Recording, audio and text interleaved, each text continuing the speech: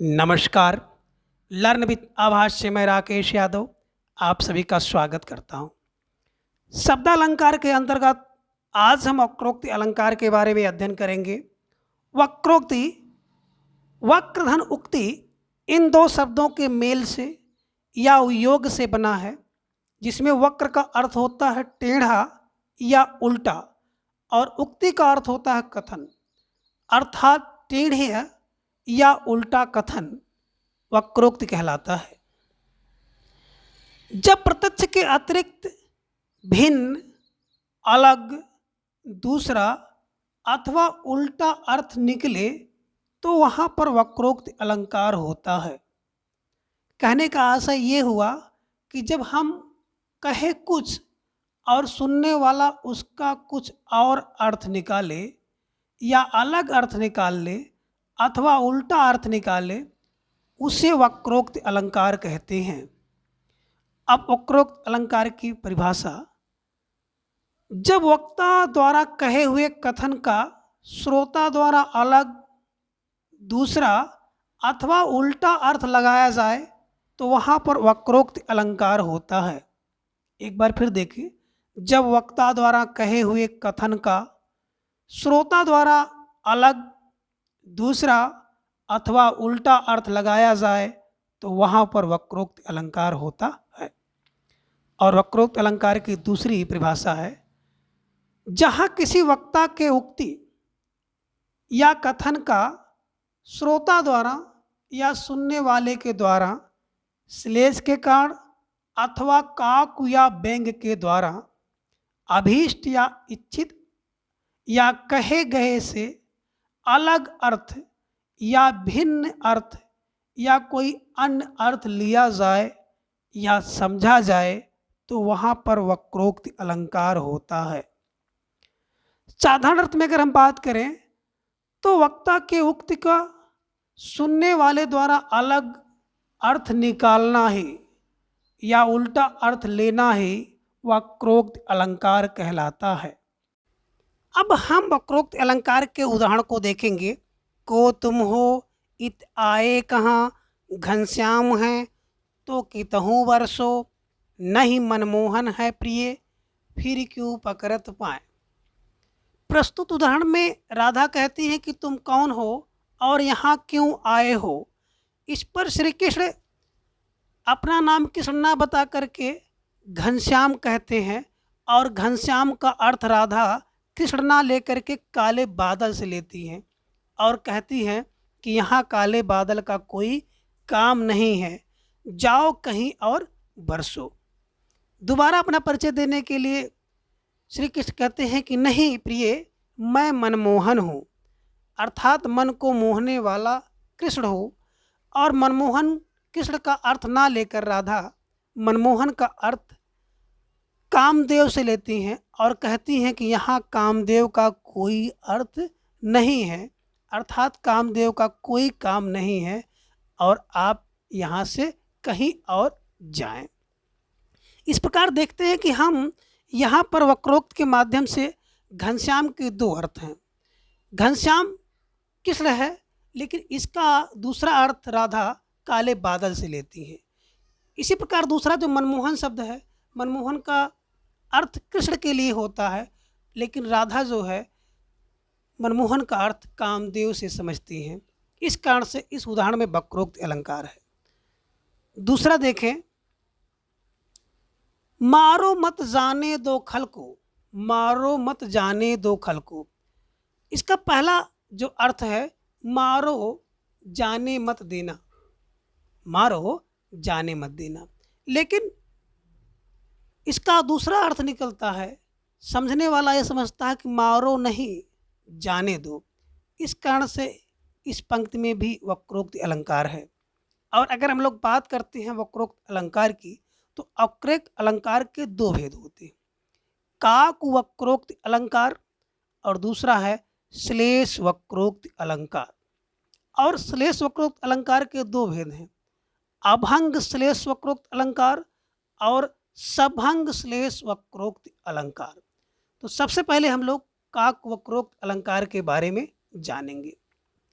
काक वक्रोक्ति अलंकार अर्थात जब कहे हुए वाक्य का कंठ या व्यंग के कारण दूसरा अर्थ, उल्टा अर्थ या भिन्न अर्थ निकले तो वहां पर काक वक्रोक्त अलंकार होता है। अर्थात जब ध्वनि विकार या आवाज में परिवर्तन के कारण उल्टा अर्थ निकल जाए, विपरीत अर्थ निकले या कोई भिन्न अर्थ निकले तो वहां पर काक वक्रोक्त अलंकार होता है। उदाहरण देखें, आप जाइए तो, कहने का आशा था कि आप जाएं, लेकिन काक वक्रोक्त द्वारा इसका अर्थ निकल गया आप जाएं तो, अर्थात आप ना जाएं। इस प्रकार से कहना चाह रहा था कि आप जाएं और इसका उल्टा अर्थ निकला कि आप ना जाएं। इस कारण से इस पंक्ति में काक वक्रोक्त अलंकार है। दूसरा, आप इस उदाहरण से भी काक वक्रोक्त अलंकार को और अधिक समझ सकते हैं। को तुम हो इत आए कहाँ, घनश्याम है तो कितहूँ वर्षों, नहीं मनमोहन है प्रिय फिर क्यों पकड़त पाए। इसमें राधा जो है पूछती है कि तुम कौन हो, तो श्री कृष्ण अपना नाम घनश्याम बताते हैं और घनश्याम कृष्ण का अर्थ ना लेकर के राधा घनश्याम का अर्थ बादल से लेती हैं, जिस कारण से यहाँ पर भी वक्रोक्ति का काक वक्रोक्त अलंकार होता है। नहीं मनमोहन है प्रिय, दोबारा वो कहते हैं कि नहीं हम मनमोहन हैं, अर्थात श्री कृष्ण हैं, लेकिन राधा मनमोहन का अर्थ कामदेव से लेती हैं। इस कारण से यहाँ पर कहे हुए का उल्टा या कहे हुए का विपरीत अर्थ होने के कारण भी यहाँ पर काक वक्रोक्त अलंकार है। और आगे है मारो मत जाने दो खल को।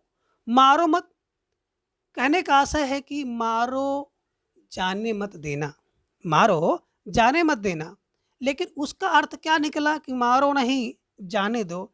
इस कारण से इस पंक्ति में भी काक वक्रोक्त अलंकार है। अब वक्रोक्त अलंकार का दूसरा भेद अर्थात श्लेष वक्रोक्त अलंकार।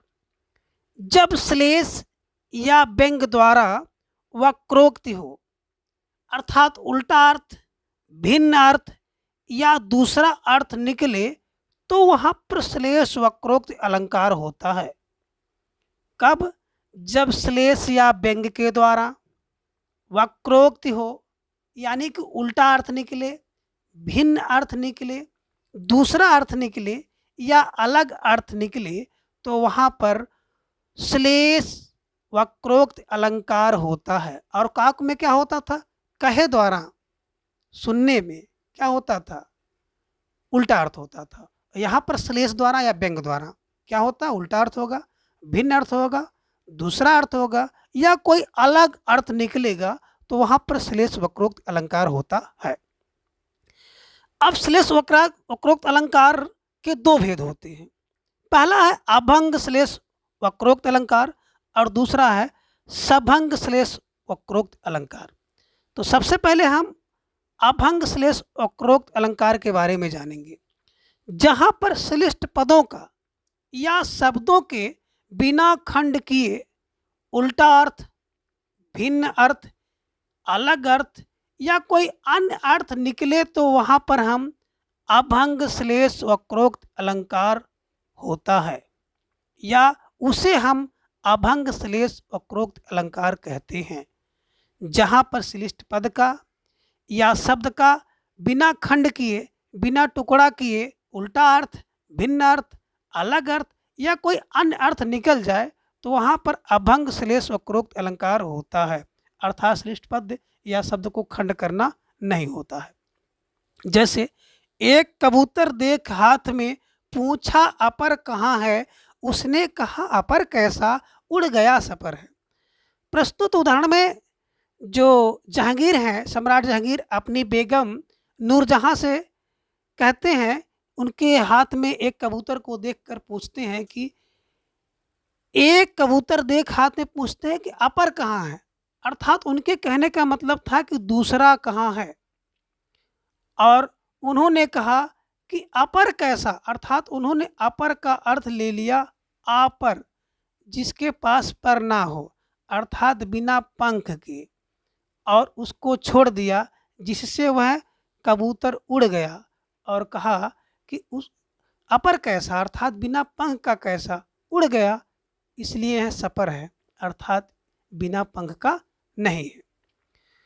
तो इस उदाहरण में आपने क्या देखा कि शब्द का बिना खंड किए, अपर शब्द का बिना खंड किए ही वह या उल्टा या भिन्न अर्थ निकल रहा है। अर्थात सम्राट जहांगीर ने अपर का अर्थ दूसरा से लिया और उनकी बेगम ने अपर का अर्थ बिना पर का लिया। अर्थात एक अपर का अर्थ हुआ दूसरा और दूसरे अपर का अर्थ हुआ बिना पर का या बिना पंख का। और अब दूसरा देखेंगे सभंग श्लेष वक्रोक्ति अलंकार। जब श्लिष्ट पद या शब्द का खंड करके भिन्न अर्थ, उल्टा अर्थ, अलग अर्थ या अन्य अर्थ निकाले जाएं तो वहां पर सभंग श्लेष वक्रोक्त अलंकार होता है। अर्थात यहाँ पर जो श्लिष्ट पद है उस पद का खंड किया जाता है, टुकड़ा किया जाता है, तब उसका भिन्न या उल्टा अर्थ निकलता है, तो वहां पर सभंग श्लेष वक्रोक्त अलंकार होता है। जैसे मानत जोगहि सुमितवर पुनि पुनि होत न देह, मानत जोगी जोग को मोह न जोग स्नेह। इसमें देखिए जो श्लिष्ट पद है वो है मानत जोगहि, और मानत जोगहि का पहला अर्थ होता है मान तजो। मान तजो, देखिए मानत है ना, तो मानत का मान और ता और जो हो गया तजो गही, मान तजो गही। अर्थात मान तजो, मान का अर्थ यहाँ पे है घमंड, अभिमान, दर्प, उसको क्या करो तजो और सुंदर मति को ग्रहण करो। मान को त्याग कर अभिमान को, घमंड को छोड़ करके सुंदर मति को ग्रहण करो, स्वीकार करो, इसका अर्थ है। लेकिन इसका दूसरा अर्थ क्या निकाला जाता है, मानत जोगहि। मानत जोगहि अर्थात योगी लोग को ही मानते हैं, इसका अर्थ हुआ। और इस प्रकार से सबंग श्लेष वक्रोक्त अलंकार इन पंक्तियों में है। क्यों? क्योंकि मानत जोगहि के पदों को आपने खंड किया, मान और तजो को अलग अलग किया, इस कारण से इसका अर्थ हुआ कि मान तजो, अभिमान तजो और सुंदर मत को ग्रहण करो। इस प्रकार से इसके खंड करने के कारण दो अर्थ निकला, उल्टा अर्थ निकला या भिन्न अर्थ निकला। इस कारण से इस पंक्ति में सभंग श्लेष वक्रोक्त अलंकार है। तो आज की क्लास में बस इतना। अगली क्लास में फिर हम लोग किसी दूसरे अलंकार के साथ उपस्थित होंगे। Thanks for watching.